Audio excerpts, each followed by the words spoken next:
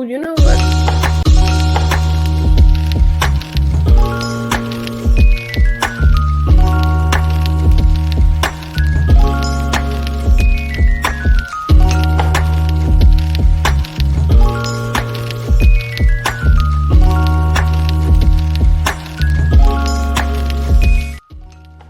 Hey everybody, it's me, Queen P.R, one half of those wrestling girls, and this is where wrestling meets pop culture. So I'm going to warn you right now, this is not the show for match results and predictions and TV ratings and dirt sheet rumors. This is everything your favorite wrestlers are up to outside of the ring.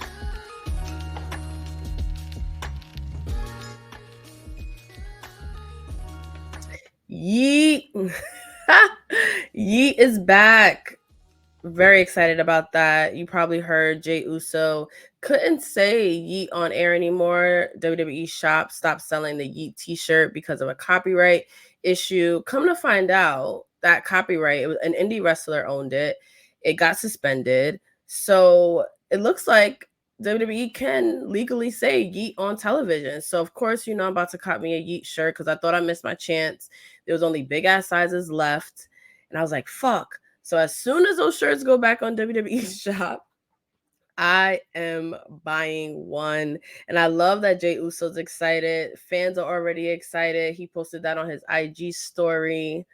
Yeah, it's gonna be excited to see that crowd do the Yeet chant again for sure. So it is a holiday season. Don't we just love it?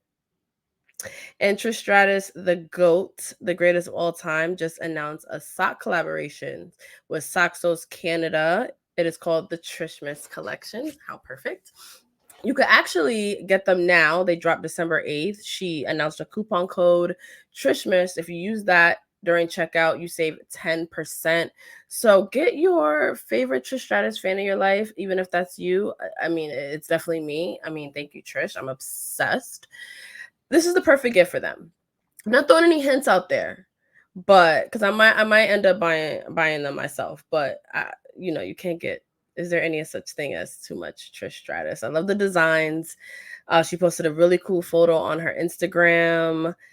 She really, I gotta give Trish Stratus her props. Like, she has done so well building out her brand and her business outside of wrestling. As soon as she retired, she went and she became a legend. Well, she is a legend in Canada, but she became a business icon out there. So, we love to see it. I hope she does another run. Make sure you check out the Trishmas collection. Next, we have Liv Morgan. So one thing I will say is I love when wrestling goes mainstream. And that is the reason why I wanted to do a show that just talked about where wrestling touches mainstream media, mainstream sports, pop culture. And I think the merger with Endeavor was really good for that. And I think there's so many more appearances and collaborations that we're going to see because we're going into WrestleMania season. And this is when they are all out into the world. The PR machine goes into overdrive. So this is going to be the place where you see all of that. So Liv Morgan was invited to a Green Bay Packers game. She brought over the Green Bay Packers editions of the signature championship titles. She brought one to the game. She was able to have a jersey that said Liv on it. She wore the little cheese hat. Go over to her Instagram if you didn't see the really cool photos. She's adorable. But I think the biggest thing is that she got to hug the greatest gymnast of all time, the most, I think, awarded gymnast of all time, and that is Simone Biles. She got to hug her. She got to meet her. The photo is everything. Like, they got to take a photo together. And one thing I will say, because I am not a fan of Taylor Swift, and I am so perplexed at the amount of press that the NFL has given this new couple. I get it. Trish Stratus. Taylor Swift is probably the biggest star. Time just named her the most powerful celebrity, I think, or woman, of 2023. But there are other couples like Simone Biles, like her husband plays for the Packers and she's at games all the time and she's always talking about him. let me find his name, because I'm always like, why doesn't that get press? Simone Biles is one of the best athletes that to ever do it. Like, why isn't there more press, about, her coming to game supporting her, her mans. But I do love that Liv Morgan got to meet her. They got a picture together, and that's that intersection that I love. And it should be talked about. So shout out to Liv Morgan. She's able to, do something really cool like that. And speaking of Liv Morgan and fun, she joined one of her best friends, CJ Perry, and they posted a video on their Instagram of them making brownies. And I will say it is the funniest, one of the funniest videos that I have ever watched, because one, I've always been a CJ Perry fan. I think she is so tailor-made for the entertainment industry, and she's funny. And between the two of them, and the chemistry they have together, it is so funny. At one point, CJ drops some of the brownie mix, and yeah, it is a mess, but it's so funny and it's so cute. So go over and check that video out on both of their Instagrams and TikToks if you haven't already. And it also makes you kind of want to make brownies. Liv Morgan talked about Dunkin' Fudge being her favorite, and that's the brand that she would endorse. And I would say I've had them and I've made them and they are delicious. So I totally agree. Let us know what your brownie preference is in the comments, because I feel like this could become a pretty heated debate, especially during holiday season. Like, let's get into the baked goods. Next, this story is for all the barbs out there. So I am not a barb, but I do appreciate Nicki Minaj's music. I think she is the greatest female rapper of all time. She's one of the best rappers of all time. And she dropped Pink Friday 2. If you hadn't heard, I mean, it's all over the Empire State Building, posted about the Empire, it being pink, lit up pink in honor of Pink Friday 2. It's also dropped on her birthday on December 8th. And I love to say that the wrestlers that we love are also barbs, and they were excited about the album dropping. Mercedes Monet, I think a very known barb, tweeted Grand Rising to the Queen, Nicki Minaj, and the barbs only, hashtag Pink Friday 2. I listened to it a few times, and I don't have an opinion yet, but I do appreciate that it doesn't sound like anything else that is out there. I always say this, but I feel like a lot of the current music all sounds the same. It's all TikTok microwave hits. But Nicki Minaj is an artist, and I appreciate that it's a cohesive project that doesn't sound like anything else out there. Other wrestling stars that posted about the new album: Ava Rain, Zelina Vega, and I'm sure more will once people, they're on the plane on their way to shows. They're going to be listening to it. I can't wait to hear what other people feel about it. If you've listened to Pink Friday 2, let me know in the comments how you liked the album. And for the next show, I will have listened to it a few more times, and I'll hopefully have an opinion. Next, so CM Punk, CM Punk, CM Punk, CM Punk, CM Punk. I can't even lie to you, because I have been all about CM Punk lately. Me and Brian H. Waters have gone into a CM Punk rabbit hole, because I am kind of discovering him for the first time. I wasn't watching wrestling when he was a big thing. I got into wrestling during the CM Punk chants at shows, and I just did not get it. I was just like, oh my God, why is everyone yelling this? Why is it always during a women's segment or during a promo? So then I learned more about him, and now he returned to wrestling in AEW. I watched that moment. It was epic. And now he's back in WWE, something that no one thought would happen. So now, because of just it's fucking 2023, the wrestlers that are in the company now were huge CM Punk fans, including Indy Hartwell, who posted this shot with CM Punk at a signing. I mean, I can't even think about what year this could possibly be. 2011, 2012.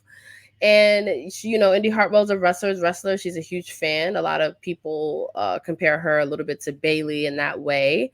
So yeah, I love these kind of throwback photos. And speaking of Samoa Joe, one of my favorite people in the wrestling space, so multi-talented. He got into acting, which is something that I think if you are a good sports entertainer, acting can be a very easy transition for you. Now, I'm not saying everyone's going to become The Rock, the biggest movie star in the world, but what I'm saying is you do have a lot of the skill set you need to do movies and TV and sketch comedy. And Samoa Joe is one of those people, like when I saw him doing commentary, and you can just tell how smart he is. I'm like, yo, he can do so much. So he is reprising his role as Sweet Tooth in the season 2 of Twisted Metal. It is a Peacock show. I don't particularly watch it, but I did see a lot of good feedback on the show. And I think he's playing a character that is very true to, I guess a trait that Samoa Joe is used to playing, that like intimidating, menacing figure, and then the clown mask just adds to it. He retweeted the announcement with the clown emoji. So congratulations, Samoa Joe. It's not easy to do what you're doing. It's not easy for shows to get renewed for a second season. So the fact that you're able to reprise this role and the show got renewed for a new season, it says a lot about you. So congratulations, Samoa Joe. So this story is probably one of my favorite things to discover and inform the wrestling community about, and that is outside business ventures that wrestlers are doing, especially the women, because they get a lot of flack for having or coming from worlds that aren't, the indie scene or the fucking, wrestling in bingo halls. They might come from a dance background or an acting background. I mean, that attitude is sort of changing, but, women always have to kind of prove themselves. And I think it's silly not to appreciate a performer or someone coming into this company that has, other skills to bring to the table. And I love entrepreneurship because you can't wrestle forever. So it's good to have something else to focus on. Now, I didn't know that Maxine Dupree had her own clothing line called Jaunty, and she just launched a new collection called Dream Chasers. Sweatpants, bikinis, super cute. I was looking at the website. It's a lot of like sexy, fast fashion vibes, but also really cute, easygoing designs. I love the photo shoot that she did to showcase the new collection with the foil and the newspaper backgrounds. It's really cute. So go make sure you go check it out. It dropped. You can shop it right now. The Dream Chaser set is available, and give Maxine Dupree some love. She's killing it. She's a rising star in the company, and to see that she has, this whole other business on the side is dope. So make sure you check it out and let me know what you think of the pieces. Just, I just have to have a moment for the It family. And by the It family, I, of course, am talking about the Miz and Maurice and their beautiful daughters, Madison and Monroe. The It family, they are probably the most adorable. Like, they're one of my favorite power couples in wrestling, first of all, for so many different reasons. I can literally go on a tangent. But they always do it big. They don't do anything small. They are on another level always, and I aspire to be that with my It family when I get older. But they just dropped their beautiful photos from their holiday photo shoot. It is like winter wonderland, silver, just gorgeous.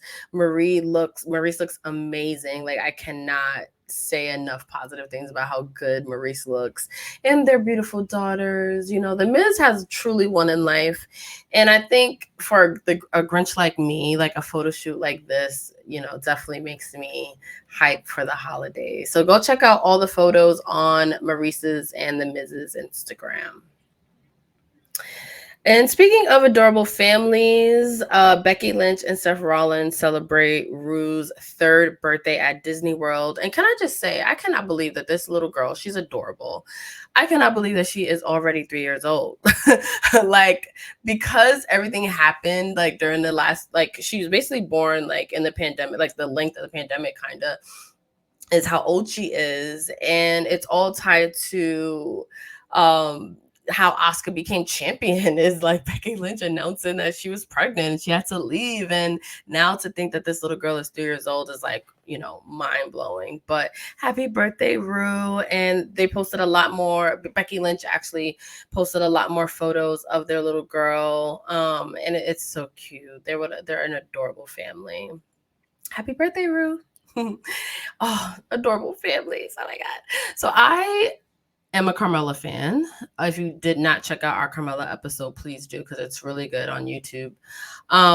But she had a journey. Her and Corey Graves have had a journey in their relationship, her pregnancy. So the fact that her beautiful baby boy Dimitri has turned 1 year old, I do love how much Carmella has shared about her postpartum journey and just in general, because there's so many women that go through this. Women have a hard time when it comes to fertility and, when it's time for them. And, a lot of things that men don't really ever have to think about and go through. So I love that Carmella's been so open about her story, because she can really, show support to a lot of other women out there. But it's so cute. And she also posted a holiday photo of Dimitri in this beautiful one piece individual hat. It is like so cute. Oh, look at that. Oh my God. Oh my God. Oh my God.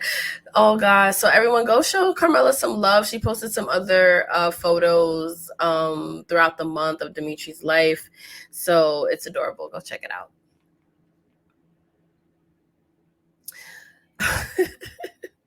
Every time I see a picture of LA Knight, I think about my friend Noah, who talks about his Tims or smooth black men, who refer to them as VIM lugs.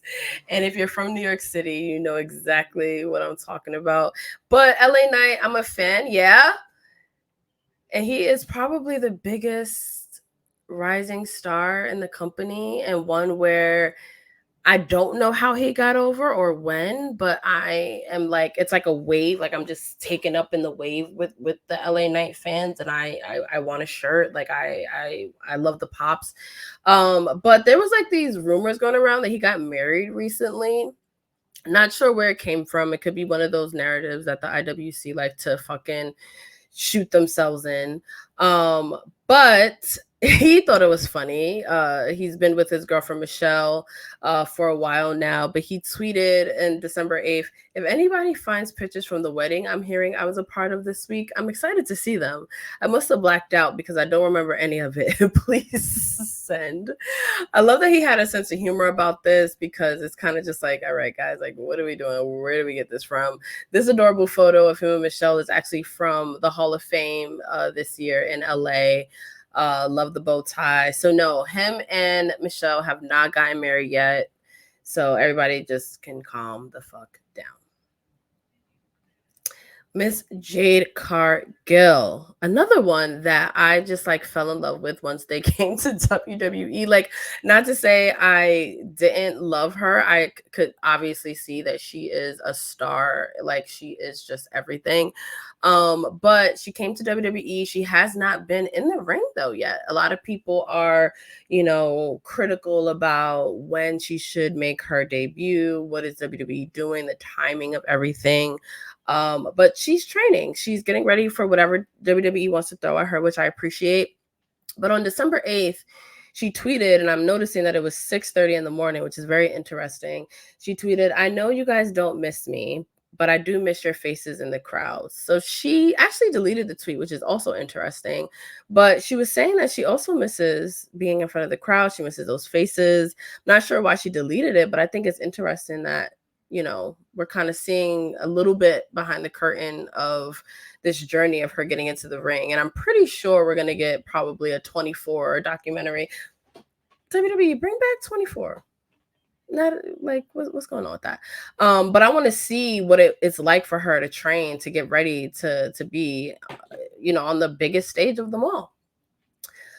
So we got Big E. Speaking of someone that we miss, I do miss seeing him on, WWE television, but I also love that he's being able to get involved with college football, something that he's passionate about, and kind of act more as a WWE ambassador, traveling, doing a lot of cool things. So I do love that. So Big E stops by the Discover locker room for the Big Ten Fan Fest, repping for Iowa State. He brought a championship there, of course, and he took a lot of cool pictures with players. And I love that, we had Liv Morgan at an NFL game. We have Becky Lynch and Bianca Belair, breaking Guinness World Records. We got uh wrestlers and TV shows. So it's just so cool to see how wrestling is kind of being sprinkled everywhere. And if you guys remember, the Undertaker presented the championship to the University of Texas, I believe it was. So it's really cool shit, really cool shit. Braun Strowman, another one that we haven't seen in the ring in a while. I believe that he is recovering from an injury, but WWE's keeping him busy. He visited one of the most popular tourist attractions in Delhi, India, and he posted photos. And it looks like he's been doing some work with WWE India. They posted it on their Instagram as well. And it's good to see Braun looks like he's in great shape. He is committed to that fanny pack even in India, and we are here for it. Get well soon, Braun. Hopefully, maybe we'll get a Royal Rumble pop for you. But I'm excited to see when he comes back. On Raw, the December 8th edition, it was also did I say Raw? SmackDown. On SmackDown, December 8th, was also the tribute to the Troops show in Rhode Island, and Grammy nominated duo War and Treaty performed God Bless America.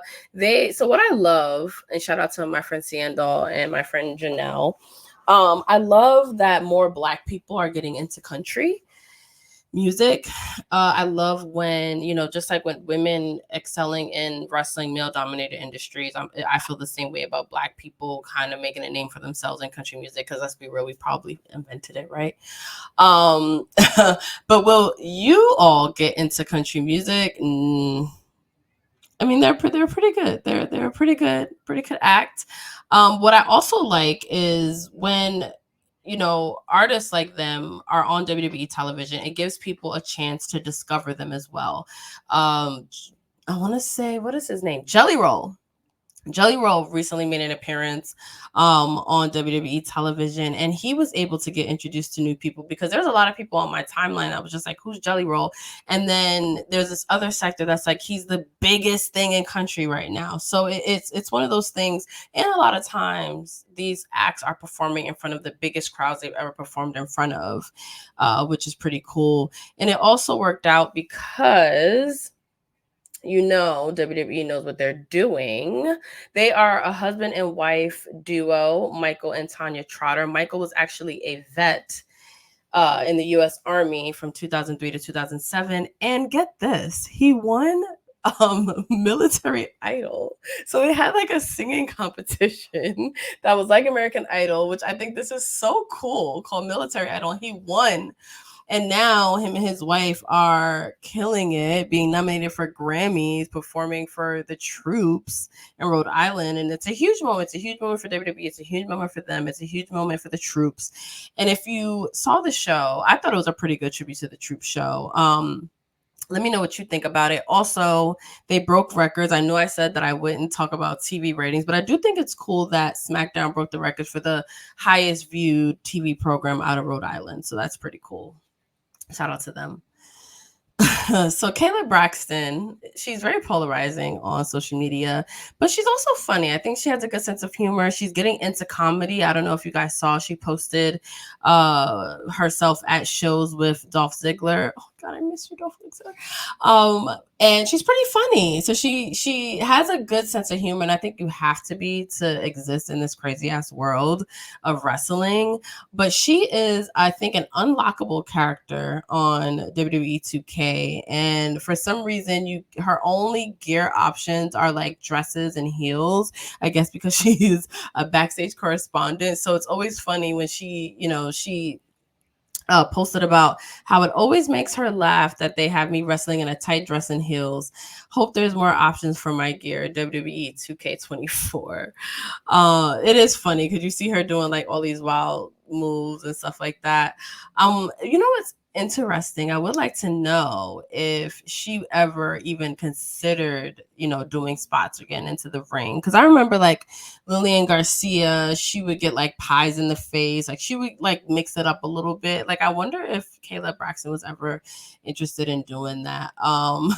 But yeah, I do hope that they give her a little bit more versatility in the new 2K game.